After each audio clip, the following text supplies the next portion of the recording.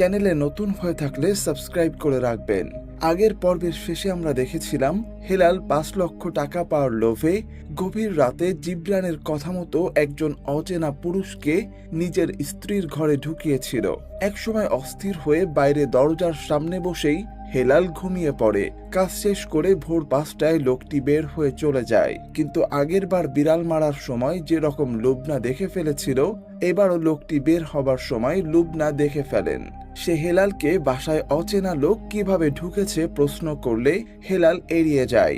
গত পর্বে আমরা দেখেছিলাম লুবনার পুরো পরিবার কিভাবে কালো শক্তি দ্বারা গ্রাস হয়ে গিয়েছে। লুবনার বাবা মজিদ সাহেব গত ১৫ বছর ধরে দাড়ি কাটেননি। এখন নামাজ পড়া বাদ দেওয়ার সাথে সাথেই সকালে উঠে সে নিজের দাড়ি কেটে একদম ক্লিন শেভ করে ফেলেন। সবাইকে বলতে থাকেন স্কিনে একটু প্রবলেম হচ্ছে, তাই তিনি দাড়ি কেটে ফেলেছেন।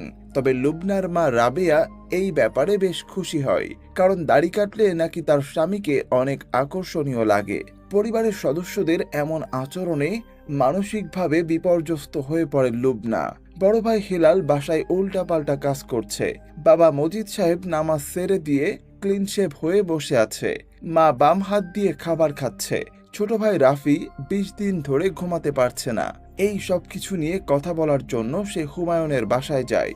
হুমায়ুন সবকিছু শুনে সন্দেহ করে তাদের বাড়িতে কোনো কিছুর আসর হয়েছে, অথবা কেউ কুফরি কালাম করেছে। সেদিন সন্ধ্যায় লুবনার বাড়ির সবাই বিয়ের দাওয়াত খেতে গেলে হুমায়ুনকে ডেকে নিয়ে আসে সে। হুমায়ুন তাদের বাড়িতে অনেক খোঁজাখুঁজি করে, কিন্তু কোনো তাবিজ বা হাড়গোড় বা এমন কোনো কিছুই পায় না যেটা দিয়ে কুফরি করার ঘটনা প্রমাণ করা যায়। এদিকে লুবনার হারিয়ে যাওয়া চাচা সেলিম সেই পাগল লোকটাকে যে সবার কাছে শিকদার বাড়ি খুঁজে বেড়াতো, তাকে নিজের আস্তানায় নিয়ে আসে। সেলিমকে বলা হয় দরজায় পাহারাদার। মানুষের নশ্বর জগতের সাথে আধ্যাত্মিক জগতের যে যোগাযোগের দরজা, সেটা কোথায় সম্ভবত বলা হয়েছে এখানে। সেলিমের মতো অনেকেই ভালোর পক্ষ হয়ে আধ্যাত্মিকতার চর্চা করে থাকে। তারা নিজেদের মধ্যে টেলিপ্যাথির মাধ্যমে যোগাযোগ করে। তাদের লড়াইটা পৃথিবীতে যারা শয়তান পূজার মাধ্যমে অসীম শক্তি লাভ করতে চায় তাদের বিরুদ্ধে। তবে এই টেলিপ্যাথির শক্তি সবাইকে দেয়া হয় না, কারণ টেলিপ্যাথিকে প্রকৃতির খুবই শক্তিশালী একটা উপহার বলা হয়ে থাকে। শয়তান মানুষকে প্ররোচিত করে টেলিপ্যাথির মাধ্যমে। এজন্য টেলিপ্যাথির ক্ষমতা খুব অল্প কিছু মানুষকে দেয়া হয়। টেলিপ্যাথি হচ্ছে এমন একটা ক্ষমতা যার মাধ্যমে আপনি মানসিকভাবে অন্য কোনো উপকরণের সাহায্য ছাড়াই আরেকজন মানুষের সাথে যোগাযোগ করতে পারবেন। অনেকটা ব্রেইন টু ব্রেইন কানেকশন। তবে যাদেরকে এই এলিভেটর শক্তি দেয়া হয় বা আধ্যাত্মিক জগতের দরজার অ্যাক্সেস দেয়া হয়, তারা কোনো ভুল করলে তাদের কঠোর শাস্তি দেয়া হয়। আমরা সেখানে রুবিনা নামের একটি নারীকে সৈনিকের পোশাক পরা অবস্থায় দেখি, যাকে শাস্তি দেওয়া হচ্ছে শাস্তিস্বরূপ তার সমস্ত শারীরিক শক্তি কেড়ে নিয়ে জলবস্তুর মতো করে নিজের শরীরের ভেতরে নিজের আত্মাকে বন্দী করে রাখা হয়েছে। কি ভয়ঙ্কর শাস্তি ভেবে দেখুন, নিজের শরীরেই নিজের আত্মার জন্য জেলখানা। এদিকে হুমায়ুন লুবনার বাসায় কোনো তাবিজ খুঁজে পেল না। তখন প্রশ্ন থেকে যায়, কোন শক্তির প্রভাবে তাদের পরিবারের সবাই বদলে যাচ্ছে? এর উত্তর হলো তাদের কাজের মেয়ে আসমা। এই মেয়েটিকে কেউ কোনো এক উদ্দেশ্য নিয়ে এই বাড়িতে পাঠিয়েছে। সে নিজের কাছে লুকানো একটা তাবিজ প্রতিদিন চা বানানোর সময় চাতে ভালো করে ডুবিয়ে নেয়। সেই চা খেয়েই সবার মধ্যে কালো জাদু সংক্রমিত হচ্ছে। তবে সবাই চা খেলেও লুবনার দাদি কিন্তু চা খায় না। এর মধ্যে হেলালের কাছে আগের কাজের টাকা পাঠিয়ে দেয় জিবরান। হেলাল তখন লুবনার সাথে সব শেয়ার করে। সে জানায় সে টাকার প্রয়োজনে মূলত একটি গেম খেলছে, এর বেশি কিছু নয়। তবে টাকার জন্য ভাই এই রকম একটা নোংরা কাজকর্ম তার ভালো লাগে না। তাই সে নিজের বাসা ছেড়ে মামার বাসায় চলে আসে, কারণ নিজের বাড়িতে হঠাৎ করেই তার মা বাবা ভাই সবাই যেন বদলে যাচ্ছে। এত বছর ধরে চেনা মানুষগুলো মনে হচ্ছে একদম অচেনা কেউ হয়ে গেছে। লুবনা চলে আসার পর তার ছোট ভাই রাফি তাকে মেসেজ পাঠায় যে সে ৩৪ দিন ধরে ঘুমাতে পারছে না, তার লুবনার সাহায্য প্রয়োজন। হুমায়ুন মাঝে মাঝে লঞ্চ ঘাটে ঘুরতে যায়। সবসময় হুমায়ুন কি যেন বিড়বিড় করে বলতে থাকে। একদিন সেলিমের সাথে দেখা হয়। সেখানে সেলিম হুমায়ুনের মাঝে এমন কিছু দেখতে পায় যেটা অন্যদের চোখ এড়িয়ে যায়। হুমায়ুন পরদিন তার ক্লাসে আবারও শেয়ার্ড হ্যালুসিনেশন নিয়ে পড়ায়। এবার নতুন একটি ঘটনার উদাহরণ দেয়। ঘটনাটির নাম দ্য হ্যাভেন্স গেট। এই ঘটনায় এক বাসার 40 জন একসাথে আত্মহত্যা করেছিল। এই 40 জন একটা কাল্ট সংঘের খপ্পরে পড়েছিল। এদের খপ্পরে পড়ে অনেক তরুণ তরুণী এবং ভালো পরিবারের ধনী ব্যক্তিরা আত্মহত্যার দিকে ধাবিত হয়েছিল। এদিকে লুবনার বাড়িতে সমস্যা বাড়তেই থাকে। মজিদ সাহেব এবং তার স্ত্রী লুবনার দাদিকে চাপ দিতে থাকেন বাড়িটা মজিদের নামে লিখে দেওয়ার জন্য। তবে লুবনার দাদি ডেভেলপারের কাছে বাড়িটা দিতে চান না। এই কারণে লুবনার বাবা মা তার দাদির উপর ভয়ঙ্কর মানসিক চাপ দেয়া শুরু করে। এই সময় আমরা হেলালকে দেখতে পাই জিবরানের সাথে দেখা করতে। জিবরান তাকে পরের কাজটি দেয়। এই কাজটি শেষ করতে পারলে হেলাল পেয়ে যাবে 25 লক্ষ টাকা। কাজটা হলো হেলালের দাদিকে হত্যা করতে হবে, আর এই কাজটি করতে হবে 66 ঘন্টার মধ্যে। খেয়াল করে দেখেছেন আবারও সেই 6 সংখ্যাটির ব্যবহার। এখন প্রশ্ন আসতে পারে, দাদিকে কেন মারতে বলল? কারণ দাদি কিন্তু ওই চা খাচ্ছিল না যেটা আসমা সবাইকে বানিয়ে খাওয়াচ্ছিল। এ কারণে অন্য সবাইকে সম্মোহিত করা সম্ভব হলেও তার দাদিকে কালো জাদুর দ্বারা বশ করা যাচ্ছিল না। হেলাল বাড়ি ফিরে এই অফারটির কথা তার বাবা মাকে বলে। তার দাদি এমনিতেই 75 বছর বয়সী। এই মুহূর্তে তাকে মেরে ফেললে এই বাড়িটাও তার বাবা পেয়ে যাবে, আর হেলাল 25 লক্ষ টাকাও পাবে। ইতিমধ্যে মজিদ সাহেব এবং তার স্ত্রীর উপর কালো জাদু কাজ করা শুরু করে দিয়েছে। কাজেই লোভে পড়ে মজিদ সাহেব কাজ করার জন্য হেলালকে অনুমতি দিয়ে দেয়। শুধু তাই নয়, এভাবে 25 লক্ষ টাকা আয়ের একটা সুযোগ পেয়ে যাওয়ার কারণে সে নিজের ছেলের জন্য গর্বিত হয়। এদিকে লুবনা তার ছোট ভাই রাফির যে ঘুম আসছে না, সেই ব্যাপারটির সমাধান করার উদ্দেশ্যে ভাইকে নিয়ে হুমায়ুনের বাসায় যায়। রাফি এখন পর্যন্ত প্রায় 40 রাত ঘুমায়নি। হুমায়ুনকে সে জানায় একদিন শুভ নামের তার এক বন্ধু নক্স 666 নামের একটি ট্যাবলেট খাইয়েছিল। আমরা আগেই দেখেছি এই শুভ কিন্তু মূলত জিবরানেরই লোক। সে রাফির মনকে পিষিত করার জন্যই মূলত শুভকে দিয়ে ঔষধ দিয়েছিল। রাফিকে বাসায় পাঠিয়ে দেয় হুমায়ুন। লুবনাকে সেই নক্স 666 ঔষধটা সম্পর্কে বলে। এই ঔষধটা এমনিতে বাইরে পাওয়া যায় না, তবে ডার্ক ওয়েবে পাওয়া যায়। আমাদের প্রচলিত যত ইন্টারনেট ওয়েবসাইট আছে এগুলোকে বলে সারফেস ওয়েব, যেটা টোটাল ওয়েবসাইটের মাত্র 11%। বাকি 89% সাধারণ মানুষের আয়ত্তের বাইরে থাকে, যাকে বলে ডিপ ওয়েব। এই ডিপ ওয়েবে এই ঔষধটা পাওয়া যায়। নামের সাথে 666 দেখেই তো বুঝতে পারছেন এটা আসলে তৈরি হয়েছে কাল্ট অর্গানাইজেশন বা শয়তান পূজারীদের জন্য। এদের কাছে এই ঔষধটা একটা মরণাস্ত্রের মতো। এটা খাইয়ে দিলে মানুষ ঘুমাতে পারে না, ফলে এক পর্যায়ে মানসিক বিকৃত হয়ে তারা আত্মহত্যার দিকে ধাবিত হয়। লুবনা সবকিছু শুনে বিপর্যস্ত হয়ে পড়ে। এর মধ্যে তার দাদি ফোন করে জানায় বাসায় তার বাবা মা তার উপর অত্যাচার করছে। লুবনার মনে পড়ে বাংলা বাজারে সে তার হারিয়ে যাওয়া চাচা সেলিমকে দেখেছিল এলাকার সেই পাগলের সাথে।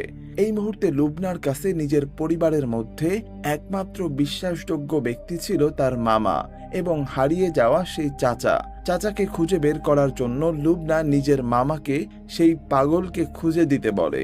সেই রাতে আমরা হুমায়ুনকে খাবার খেতে দেখি। তার পাশে বসে আছে গলাকাটা রুমকি। তার মানে হুমায়ুন তার মনের ভেতরে রুমকিকে নিয়ে করা হ্যালুসিনেশনটাকে মেরে ফেলার চেষ্টা করছে। সেদিন রাতেই হেলাল, তার বাবা মা কেউ ঘুমাতে পারে না। কেমন এক অদ্ভুত ফিসফিস শব্দ যেন ঘুরে বেড়ায় সারা বাড়ি জুড়ে। আসন্ন টাকা পয়সার লোভে আনন্দ নিয়ে তারা সারা রাত জেগে থাকে। লুবনা ভোরে নামাজ পড়ে তার পরিবারের জন্য দোয়া করে। সকাল হতেই সে তার মামাকে নিয়ে চলে যায় সেই পাগলের সাথে দেখা করতে। পাগলকে তারা ভাত খাওয়ায়। পাগলটি জানায় সে এতদিন লুবনার সাথে কথা বলার জন্যই অপেক্ষা করছিল। সে তার চাচা সেলিম হাওলাদারকে চেনে। 18 বছর আগে তার চাচা সেলিম আধ্যাত্মিক জগতে প্রবেশ করার জন্য হারিয়ে গিয়েছিল।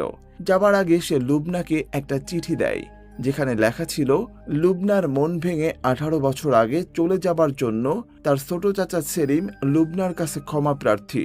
এদিকে লুবনা রাগ করে মামা বাড়ি চলে আসার পর তার বাবার মতিভ্রম আরো বাড়তে থাকে। কাজের মেয়ে আসমা চা দিতে গেলে আগে সে তাকিয়ে তাকিয়ে দেখত, আর এখন সে আসমার হাত ধরে কাছে টেনে বসিয়ে গল্প করে প্রতিদিন। সেই রাতে মজিদ সাহেব, তার স্ত্রী এবং হেলাল তৈরি হয় দাদিকে মারার জন্য। অলরেডি 63 ঘন্টা পার হয়ে গেছে টাস্ক দেওয়ার পর। গভীর রাতে বালিশ চাপা দিয়ে হেলাল নিজের দাদিকে হত্যা করে। পরদিন সকালে সবাইকে ডেকে শোকের নাটক করে তারা। নিজের মায়ের মারা যাবার কথা জানিয়ে দেয় মজিদ সাহেব সবাইকে, কিন্তু ভেতরে ভেতরে তাদের 25 লক্ষ টাকা আর এই বাড়ি পাবার নীরব আনন্দ। সে সময় বাসার সবার জন্য চা বানাচ্ছিল আসমা। লুবনা রান্নার ঘরে ঢোকার সময় আসমার চায়ের মধ্যে তাবিজ মিশিয়ে ব্ল্যাক ম্যাজিক করা দেখে ফেলে। কাজের মেয়ে সবাইকে চা দিয়ে ফিরে এলে লুবনা তার গলায় ছুরি ধরে জোরপূর্বক তাবিজটা ছিনিয়ে নেয়। এরপর দ্রুত সে তাবিজটা নিয়ে হুমায়ুনের কাছে চলে যায়। হুমায়ুন তাবিজ খুলে একটা কাগজ বের করে। সেখানে আরবি এবং হিব্রু ভাষায় উল্টা করে কিছু লেখা ছিল। এই উল্টো হরফে লেখা তাবিজ দিয়ে কিন্তু কুফরি করা হয়েছে। আর তাবিজটা যে কাপড়ে পেঁচানো ছিল সেটাতে সম্ভবত কোনো সম্মোহনী ঔষধ লাগানো ছিল। এই কারণে যারা প্রতিদিন এই তাবিজ ভেজানো চা খেয়েছে সবাই কুফরি কালামের শিকার হয়েছে। সেখানে থাকা কিছু প্রতীক দেখে হুমায়ুন লুবনাকে জানিয়ে দেয় তাদের পরিবার খুব স্ট্রং একটা কাল্টের খপ্পরে পড়েছে। এদিকে আসমা তাবিজ সহ ধরা পড়ে যাওয়ায় জিবরান তাকে শাস্তি দেয়। আগেই বলেছি তাদের সমাজে ভুল কোনো অজুহাত নয়। তার লোকদের দিয়ে জিবরান আসমাকে হত্যা করে ফেলে। এদিকে হুমায়ুন তার কাজিনকে ডেকে নিয়ে আসে, যে ডিপ ওয়েবে পারদর্শী ছিল।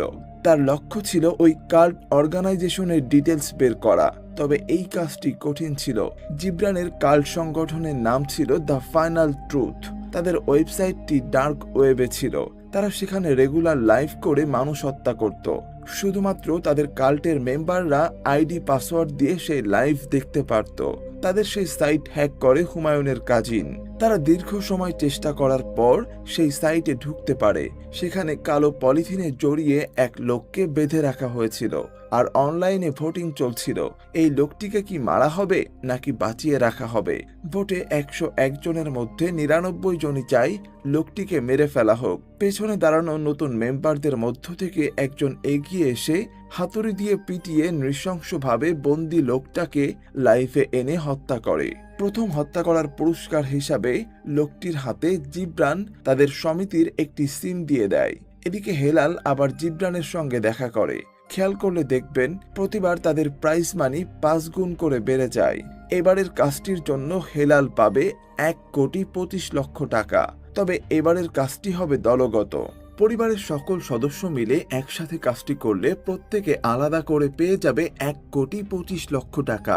তবে এবারের কাজের আগে হেলালকে কিছু প্রস্তুতিমূলক কাজ করতে হয়। জিবরানের কথা মতো সে বাসার পানির ট্যাঙ্কিতে প্রতিদিন 1 ফোঁটা করে জিবরানের দেয়া ঔষধ মেশাতো। এছাড়াও সবার বিছানার নিচে কিছু তাবিজ কবজ রেখে দিত। মূলত আসমা আগে চায়ের সাথে এইসব খাইয়েই তাদেরকে সম্মোহিত এবং ব্ল্যাক ম্যাজিক করত। যেহেতু এখন আসমা নেই, তাই জিবরান হেলালকে দিয়েই এসব কাজ করিয়ে নেয়। ধীরে ধীরে তাদের পরিবারের সবার সাধারণ কাণ্ডজ্ঞান লোপ পেতে থাকে। রাফির মতো তারাও সারা রাত নির্ঘুমে কাটাতে থাকে। রাত হলেই হেলাল তার বাবার সাথে বসতো মদের আসরে। তার বাবা কাজের মেয়ে আসমাকে বিয়ে করার ঘোষণা দিয়ে দেয়। তাতে হেলাল বা তার মায়ের কোনো আপত্তি ছিল না। তবে তারা খেয়ালই করে না যে আসমা কয়েকদিন ধরে আর তাদের বাসায় আসে না। এদিকে নতুন কাজের জন্য হেলালের কাছে মেইল আসে।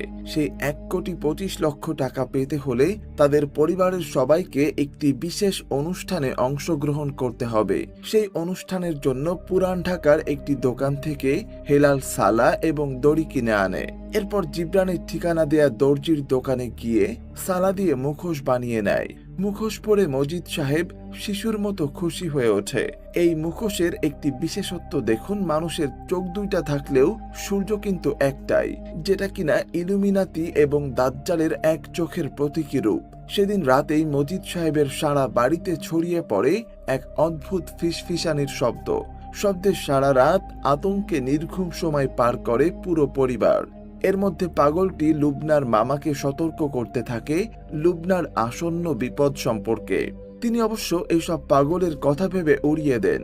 এদিকে লুবনাকে হুমায়ুন ডেকে নেয়। ডিপ ওয়েবে সে ফাইনাল ট্রুথ নামের কাল্ট সংগঠন সম্পর্কে যা যা জেনেছেন সেসব কথা বলার জন্য। এই অর্গানাইজেশনটি মূলত ডার্ক ওয়েবসাইটের মাধ্যমে সদস্য সংগ্রহ করে। এখানে সদস্য হতে চাইলে মানুষকে শয়তানের পছন্দের কাজগুলো করতে হয়, যেমন অবৈধ সম্পর্ক, হত্যা এবং আত্মহত্যা। লুবনার ভাই হেলাল ইতিমধ্যে একটি নিরীহ বিড়ালকে হত্যা করেছে, নিজের স্ত্রীর কক্ষে রাতে আরেকজনকে প্রবেশ করিয়েছে এবং নিজের দাদিকে হত্যা করেছে। এই কাল্ট গ্রুপটি মূলত দুর্বল ইমানের লোকেদেরকে টার্গেট করে এরকম বিভিন্ন স্নায়বিক ঔষধ খাইয়ে অথবা কুফরি কালাম করে ধীরে ধীরে তাদের আত্মার দখল নেয়। দ্য ফাইনাল ট্রুথ নামের কাল্ট গ্রুপটি আসমাকে পাঠিয়ে লুবনার বাসার সবাইকে বিভ্রান্ত করা শুরু করেছিল। এই গ্রুপগুলো 4 ধাপে কাজ করে: সংক্রমণ, নিপীড়ন, দখল এবং আধিপত্য। আসমার মাধ্যমে চায়ের সাথে ব্ল্যাক ম্যাজিকের উপকরণ মিশিয়ে তারা লুবনার পরিবারের প্রথম শয়তানের শক্তি সংক্রমণ শুরু করেছিল।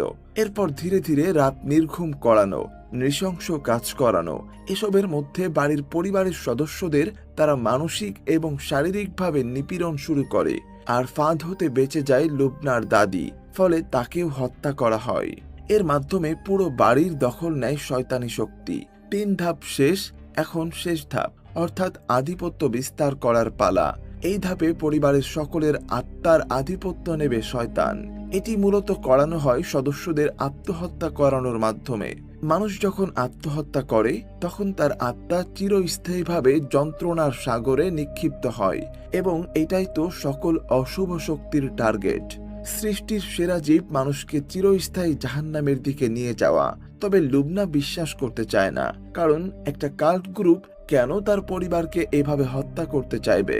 হুমায়ুন তখন তাকে সেই চিহ্নটার কথা বলে, যেটা ফাইনাল ট্রুথ মেম্বারদের হাতে লাগিয়ে দেওয়া হয়। পরবর্তীতে লুবনা তার বাসায় গিয়ে খাবার খাওয়ার সময় খেয়াল করে তার মা বাবা এবং তার ভাই সবার হাতে সেই কাল্ট গ্রুপের সাইন রয়েছে। আসলে তার দাদিকে মারার পর পুরস্কার হিসাবে তাদেরকে কাল্ট গ্রুপটির প্রিমিয়াম মেম্বার হিসাবে হাতে এই সাইন লাগিয়ে দেওয়া হয়েছে। আতঙ্কে লুবনা সেখানেই আবার সেই এপিলেপসিতে আক্রান্ত হয়। লুবনার পরিবারের এই অবস্থার কথা আধ্যাত্মিক শক্তির মাধ্যমে তার চাচা সেলিম জানতে পেরেছে, কিন্তু সেলিমের জগতের নিয়ম হলো একবার দরজার এপারে চলে আসলে সাংসারিক বিষয় নিয়ে নিজের শক্তি ব্যবহার করা নিষেধ।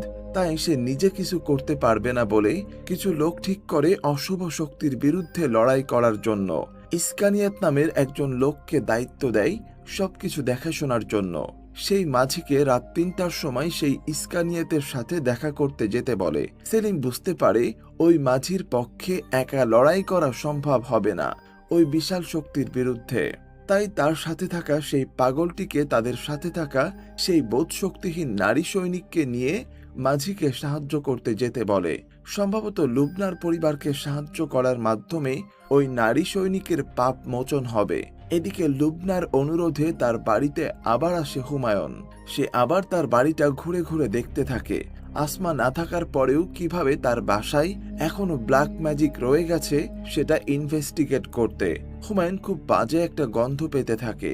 এই বাড়িতে অনেকটা মর্গে পচা লাশের গন্ধের মতো, তবে লুবনা কোনো গন্ধ পায় না। তখন হুমায়ুন বলে, কুফরি করা বাড়িগুলোতে শয়তানের শক্তি যখন সর্বোচ্চ পর্যায়ে থাকে তখন এরকম গন্ধ হয়। হুমায়ুন লুবনাকে কিছু সাদা রঙের তাবিজ দেয় এবং বলে তাবিজগুলো বাড়ির বিভিন্ন জায়গায় লুকিয়ে রাখতে, কারণ এগুলো ব্ল্যাক ম্যাজিক কাটাতে সাহায্য করবে। এদিকে সেলিম যে পাগলটাকে যেতে বলেছিল লুবনাকে সাহায্য করার জন্য, জিবরান তার সঙ্গীদেরকে নিয়ে তাকে মাইক্রোতে করে অপহরণ করে নেয়। আবার হুমায়ুনকে ডার্ক ওয়েবে ঢুকে তাদের কাল্ট গ্রুপের ইনফরমেশন নিতে যে কাজিন সাহায্য করেছিল তার লাশ পাওয়া যায় গলা কাটা অবস্থায়। বোঝাই যায় জিবরান আস্তে আস্তে নিজের সব শত্রুদেরকে নিষ্ক্রিয় করার খেলা শুরু করেছে। এবার হুমায়ুন বেশ ভয় পেয়ে যায়। সে লুবনাকে ডেকে নিয়ে যায় সেই লঞ্চ ঘাটে। কাজিন মারা যাবার পর সে বাসা চেঞ্জ করে ফেলে। মূলত ডার্ক ওয়েব কিন্তু একটা ভয়ঙ্কর জায়গা। এখানে ফাইনাল ট্রুথ ওয়েবসাইট হ্যাক করতে গিয়ে উল্টো তাদের সব ইনফরমেশন এক্সপোজ হয়ে গেছে জিবরানের কাছে। এবার হুমায়ুনের আচরণে কিছুটা পরিবর্তন দেখতে পাই। হুমায়ুনের কাজিন কিন্তু বারবার ডার্ক ওয়েবের এই ভয়াবহতা সম্পর্কে সতর্ক করছিল, কিন্তু হুমায়ুন নিজেই আগ্রহী হয়ে সেখানে গিয়েছিল। তবে লুবনার কাছে ব্যাপারটা সে ঘুরিয়ে বলে, যে সে ডার্ক ওয়েবে যেতে চায়নি, বরং তার কাজিন বেশি আগ্রহী হয়ে উঠেছিল। এই অবস্থায় হুমায়ুন নিজের আসল পরিচয় লুবনার সামনে তুলে ধরে। মূলত আদম পরিবারের আত্মহত্যার গোলকধাঁধা রহস্যের সেও একটি চরিত্র ছিল। যে মেয়েটিকে নিয়ে সে হ্যালুসিনেশন করত, সে আদম পরিবারের মেয়ে রুমকি ছিল। তারা দুজন দুজনকে ভালোবাসত। ভার্সিটি লাইফের প্রেমিকা রুমকিকে তার বিয়ে করার কথা ছিল। রুমকি ছুটিতে বেড়াতে গিয়েছিল তার বাড়িতে, আর সেখানে যাবার মাত্র 9 দিন পর এই আদম পরিবারের অন্যান্যদের সাথে রুমকিও চলন্ত ট্রেনের নিচে পড়ে আত্মহত্যা করে। হুমায়ুনের কাছে মনে হচ্ছিল তার পরিবারের সাথেও এরকমই কিছু ঘটতে যাচ্ছে। এই মুহূর্তে হুমায়ুন লুবনাকে পরামর্শ দেয় তাকে উৎসাহিত হবার ভান করতে হবে। লুবনা যদি ওর পরিবারের সবার সঙ্গে মিশে যায় এবং তাদের কাজে কোনো বাধা না দেয়, তাহলে সে তাদের পরবর্তী পরিকল্পনা সম্পর্কে জানতে পারবে। এরই মধ্যে সেলিম বিভিন্নভাবে কখনো ফলোয়ারের মাধ্যমে, কখনো বা ফোনের মাধ্যমে লুবনার মামাকে তার ভাগ্নির বিপদের ব্যাপারে সতর্ক করতে থাকে। তার মামা লুবনাকে তার কাছে এসে থাকতে বললেও লুবনা হুমায়ুনের কথা অনুযায়ী তার বাবা মার সাথেই থাকতে শুরু করে। হেলালকে জিবরান তাদের পরের টাস্কটি দিয়ে দেয়। এটি ছিল একটি পারিবারিক টাস্ক, তাই সম্পূর্ণ করার পর পরিবারের সবাই প্রত্যেকে 1,25,00,000 টাকা করে পেয়ে যাবে। হেলাল জিবরানের হাতে চুমু খেয়ে আনুগত্য প্রকাশ করে। হেলাল পরিবারের সবাইকে ডেকে কাজটির কথা বলে।